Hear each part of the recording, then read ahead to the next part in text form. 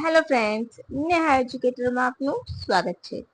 આજે હું તમારા માટે લઈને આવી છું 5મી ઓગસ્ટ 2026ના મહત્વના કરંટ અફેર્સ, જે તમારી આવનારી પરીક્ષામાં તમને ખૂબ ઉપયોગી થશે અને ચોક્કસથી તમને એક માર્ક અપાવશે. પરંતુ એ પહેલા વિડીયોની શરૂઆતથી લઈને અંત સુધી જરૂરથી જોજો. એટલી જરૂરથી રિક્વેસ્ટ કરીશ, કેમ તમે વિડીયો શરૂઆતથી લઈને અંત સુધી જોશો તો જ તમને કન્ટેન્ટ અંગે માહિતી મળશે કે કેવો કન્ટેન્ટ છે. તમે શરૂઆતથી જ છોડી દેશો, જોશો નહીં તો તમને આઈડિયા નહીં આવે. વિડીયોની લિંક મિત્રો સાથે શેર કરવાનું ભૂલતા નહીં. હું જોઈ રહી છું કે આજકાલ તમને પસંદ નથી આવી રહ્યું. હું મારું બેસ્ટ આપું છું, પરંતુ કદાચ એવું લાગતું હોય તો હવે હું બંધ કરી દઈશ, રાઈટ? કારણ કે મારો પણ ટાઈમ વેસ્ટ થાય છે. તમારા માટે હું મહેનત કરું છું 2-3 કલાક માટે, અને ત્યારે આટલો વિડીયો બને છે. અને જો તમને એની વેલ્યુ જ ન હોય તો પછી એનો કોઈ મિનિંગ જ નથી. તમે મુબારક છે એ મોટા ક્લાસ. ચાલો આજના પ્રથમ પ્રશ્ન તરફ આગળ વધીશું. ગુજરાત સરકારે રાષ્ટ્રીય ખાદ્ય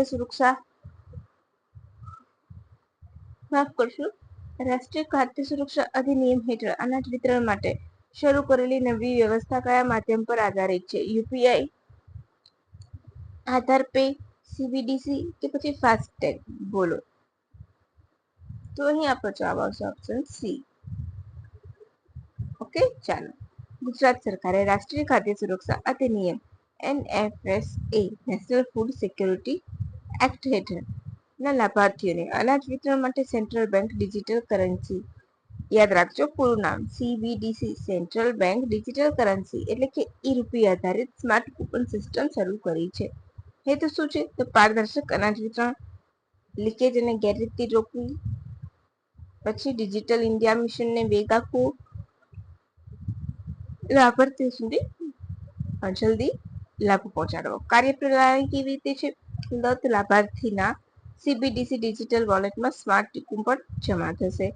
લાભાર્થીની રાશન દુકાને જશે, સ્માર્ટફોન હોય તો QR કોડ સ્કેન કરીને કૂપન રીડીમ કરશે. કીપેડ ફોન હોય તો SMS દ્વારા વેરિફિકેશન કોડ આપશે અને કૂપન વપરાય પછી અનાજ આપવામાં આવશે. આ એની પદ્ધતિ છે. કેવી રીતે કામ કરશે? CBDC શું છે? સેન્ટ્રલ બેંક ડિજિટલ કરન્સી છે. રિઝર્વ બેંક દ્વારા જાહેર કરવામાં આવેલું ડિજિટલ ચલણ છે. તમને યાદ રાખવાનું છે કે કોણ જાહેર કર્યું છે? તો RBI. બરાબર છે. પછી ઈ-રૂપીસ છે. બરાબર છે. આ ક્રિપ્ટોકરન્સી નથી, પરંતુ કાયદેસરનું ચલણ છે. બરાબર છે. ફૂડ સિક્યુરિટી એક્ટ માટેનું. હવે NFSA તો 2013 ગરીબ અને પાત્રીય પરિવારોને એમને સબસિડી વાળું અનાજ આપવાનું હેતુથી શરૂ કરવામાં આવેલી છે. 5મી જુલાઈથી અમલ થયો હતો. દરેક પાત્ર વ્યક્તિને ખાદ્ય સુરક્ષા આપી. PDS બરાબર અનાજ વિતરણનું જાહેર વિતરણ પ્રણાલી દ્વારા થાય છે સંચાલન. મુખ્ય જોગવાઈ શું છે? તો 67% વસ્તીને તે આવરી લે છે. 5 કિલોગ્રામ પ્રતિ વ્યક્તિ પ્રતિ મહિનો અંત્યોદય અન્ન યોજના હેઠળ પરિવારોને 35 કિલોગ્રામ પ્રતિ પરિવાર પ્રતિ મહિનો, મહિલાના પરિવારને હાઉસહોલ્ડ તરીકે માન્યતા આપવામાં આવે છે, અનાજ આપવામાં આવે છે. હવે બિલ ક્યારે મૂકવામાં આવ્યું હતું? તો 11મા અને પછી એક્ટ બન્યું હતું. બરાબર છે. મનમોહન સિંહના સમયમાં બનેલું છે, યાદ રાખજો. નેક્સ્ટ ક્વેશ્ચન, ITP એટલે કે immune થર્મોપ્રોટોમોનિયા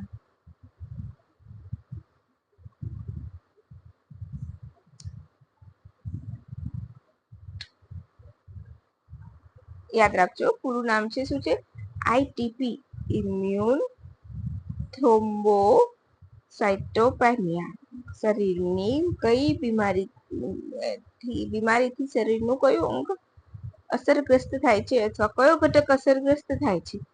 red blood cells, platelets, white blood cells, plasma? બોલો. બહુ જ અગત્યનું છે, નવો પ્રશ્ન છે. તો અહીં આપણો જવાબ આવશે ઓપ્શન બી, પ્લેટલેટ્સ. ઓકે, ચાલો. બરાબર. એને ઇમ્યુન પણ અત્યારે ઇમ્યુન પણ કહે છે, વધારે ઇમ્યુન કહેવાય છે. બરાબર. આ એક કેવી છે? ઓટો ઇમ્યુન બ્લડ ડિસઓર્ડર છે.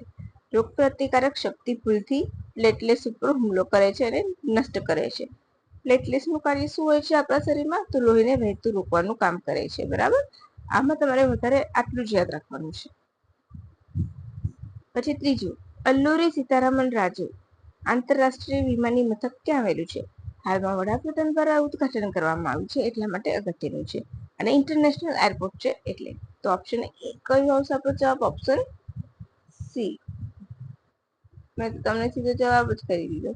વિંઝીજામ જિલ્લો આંધ્રપ્રદેશ, બરાબર. પોકપુરમ વિંઝીજામ જિલ્લો આંધ્રપ્રદેશમાં આવેલું છે. કેવું એરપોર્ટ છે? તો ગ્રીનફિલ્ડ એરપોર્ટ છે. કુલ ખર્ચ કેટલો કરવામાં આવ્યો છે? 5,640 કરોડ. કેવું છે? તો પીપીપી મોડલ એટલે કે પબ્લિક પ્રાઇવેટ પાર્ટનરશિપ.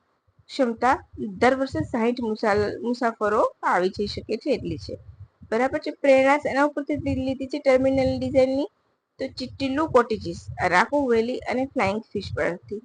એ સિવાય કર્ણાટકમાં પણ આપણે વડાપ્રધાન દ્વારા સ્વામી વિવેકાનંદ સાંસ્કૃતિક યુવા સ્મારક કેન્દ્રનું ઉદ્ઘાટન કર્યું છે. મને આજકાલ ખૂબ ખરાબ લાગી રહ્યું છે તમારું રિસ્પોન્સ, એટલે હવે હું બંધ જ કરી દઈશ. અત્યારે આ બનાયા છે એ પણ મેં બનાયા છે એમ જ કે ચલો જે વિદ્યાર્થી મિત્રો જોવે છે એના માટે. જીઆઈ અને જીઆઈ એટલે કે જીઓગ્રાફિકલ ઇન્ડિકેટ એને બિયોન્ડ 2.0 નું સમિટનું આયોજન ક્યાં કરવામાં આવ્યું હતું?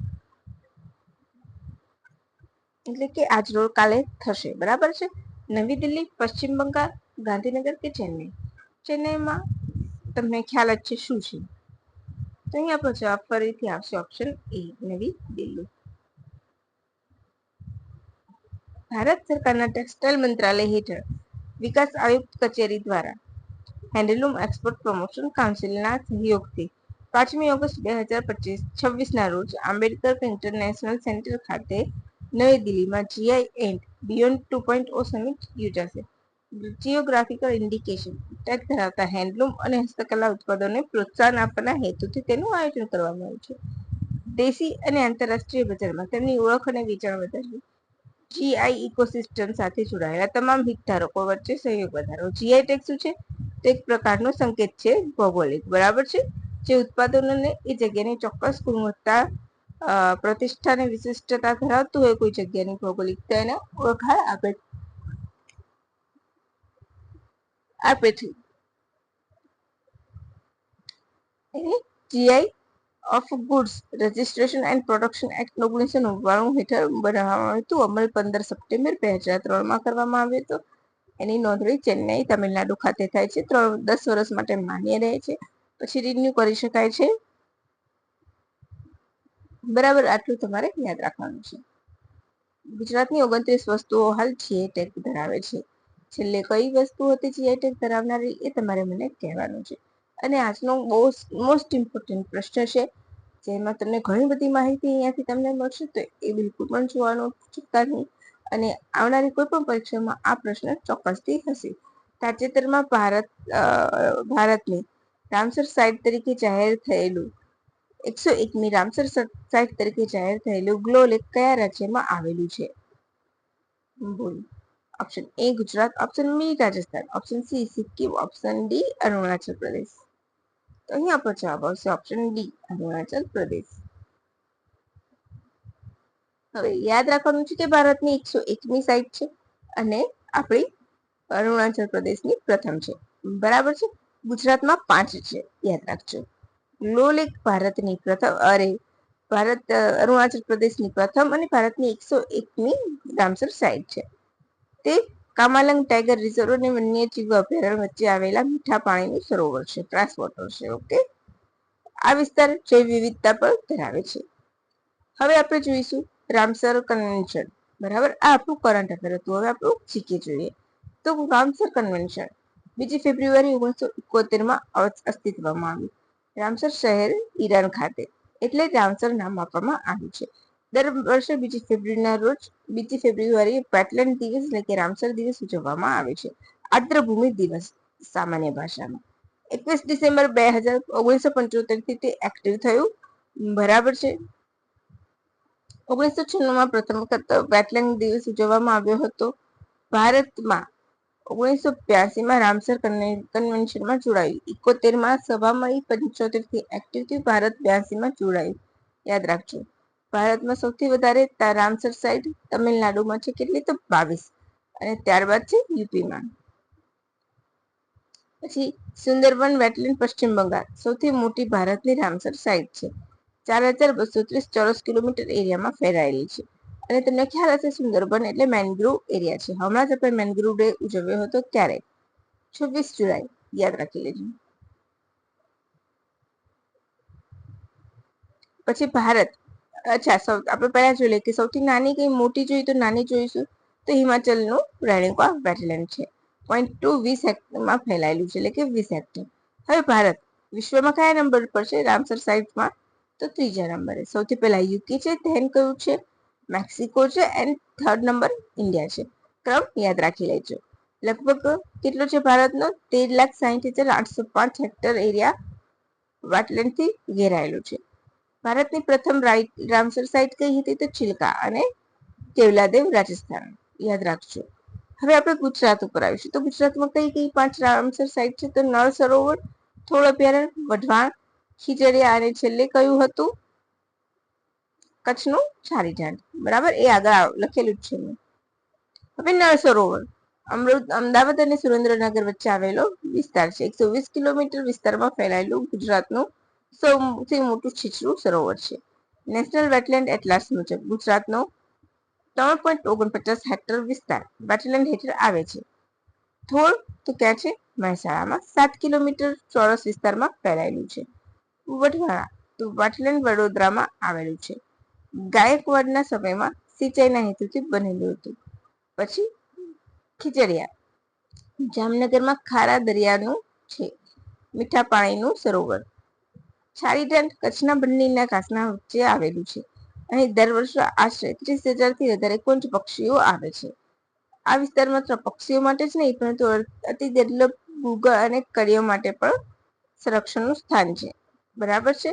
અને પોરબંદરનું મોક્ષસાગરને પણ મૂકવામાં આવ્યું છે. તો અહીંયા આપણું કરંટ અફેર પૂરું થાય છે. તમને લાગ્યું હોય કે મેં તમને કેટલી ઇમ્પોર્ટન્ટ માહિતી આપી છે તો પ્લીઝ ફ્રેન્ડ્સ એક લાઈક આપજો અને આ વિડીયોની લિંક મિત્રો સાથે શેર કરવાનું ભૂલતા નહીં. તો thank you for watching my video friends. Have a good day. By.